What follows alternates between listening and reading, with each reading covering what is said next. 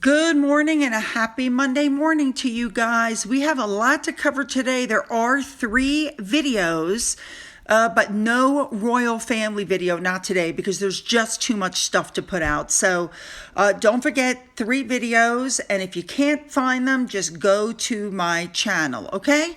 So let's jump in and cover. This is about ARO. Let's go. Let me give you just a little background information in case you've been living under a rock. We know that Meghan's application to trademark the name of American Riviera Orchard was refused, that the U.S. Patent and Trademark Office, which is USPTO, warned her that you cannot trademark a geographical location, which is what she tried to do. She was warned that America Riviera is a common nickname for Santa Barbara, California, where she and Harry live. And so the addition of the word orchard doesn't change the primary geographical location.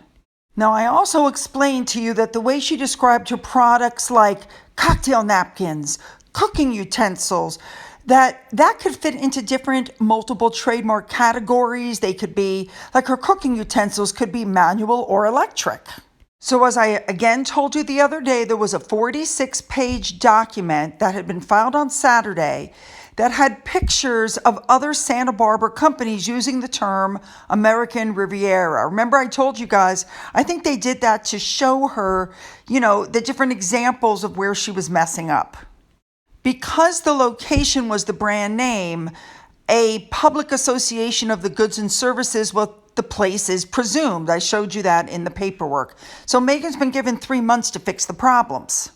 And if she doesn't fix it and pay the additional fee of $700 to move forward, then it's going to be considered as dropped, okay? Now, of course, Harry and Meghan's company came out and said, these actions are all routine and expected. No, I don't think so, but okay, we can say that.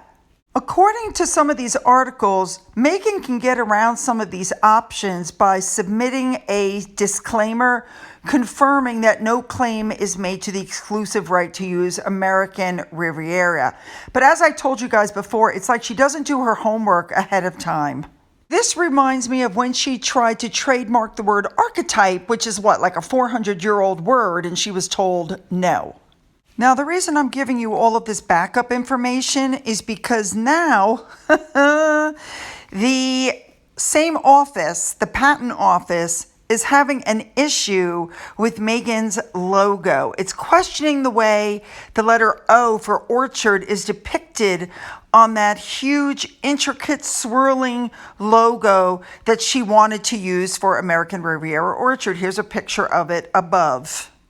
So, according to the article, they put in a non-final action document and they wrote that the application has been reviewed by an examining attorney, and this is the wording that they put in to explain the problem. And, quote, applicant must submit an amended description of the mark that agrees with the mark on the drawing. The current description is inconsistent with the mark on the drawing and is thus inaccurate. Descriptions must be accurate and identifying only those literal and design elements appearing in the mark. The current description apparently indicates there's a letter O, but the letter is not clearly visible, or it's so highly stylized that it's unrecognizable. So the description they're saying is incomplete because it doesn't describe all the elements in the mark.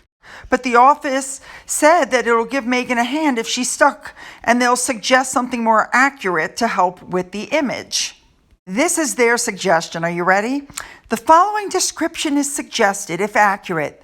The mark consists of a double-lined octagon enclosing the stylized and overlapping letters AR and incorporating decorative and looping lines. The letter A contains a stylized flower at the top of the letter. Now, of course, we know this is the same document that talked about, as I just told you a few minutes ago, the bad descriptions of all the different things that she wants to put. Her applications are incomplete, and then come to find out that she didn't sign them. Could you imagine? You send that stuff in and you don't even sign the documents. So I that just tells you that she doesn't really know what she's doing. And I cannot imagine that she hired somebody, because nobody could screw up this badly for the amount of money that they would get paid. I just can't even imagine. A big thank you to this Twitter user who said it looks like a copy of the insignia on Buckingham Palace gates. And I was like, what? Well, yes. If you look at the insignia, what you're looking at now is what is on the Buckingham Palace gates. This is the insignia. It looks to me like Meghan tried to copy that, again, trying to be royal. It looks like that's what she used to try to put as her business insignia. I just can't even imagine. And then another Twitter user said, yep, and what do you think of this? Princess Margaret's brooch. I was like, what? But yes, absolutely correct. It looks like Meghan copies absolutely everything. So as I stated previously, Meghan said that these were just, tweaks and they were expected. But she also failed to pay the $11,382 in international registration fees and other irregularities, besides the fact that she didn't sign her application. So because of all the trouble and the fact that the Sussex team can't seem to get her brand over the line at the United States Patent and Trademark Office, because you can't trademark a geographical location, it's coming out now that Meghan is considering switching the name of her lifestyle brand. This brand is so dead in the water. At this point, I just can't. What's being reported in these articles is that her team is trying to think of backup names just in case. They've put a bit of a last minute spin, but they're not worried because, they know what happened to Kim Kardashian. And for those of you who don't know, she had to change her brand name after it launched, the Skims. But it did very well. So Meghan's changing of the name will be costly because they'll have to change the name with all of the branding. Personally, I just don't think that this is going to go well.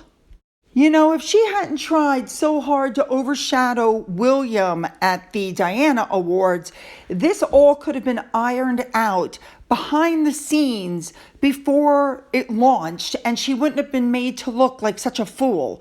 But since she was trying so hard to overshadow William and she ended up overshadowing Harry as well, this is what's going on now. So I don't know about you guys, but it just seems to me that everything Meghan tries fails. She literally has the reverse Midas touch. This company is going absolutely nowhere.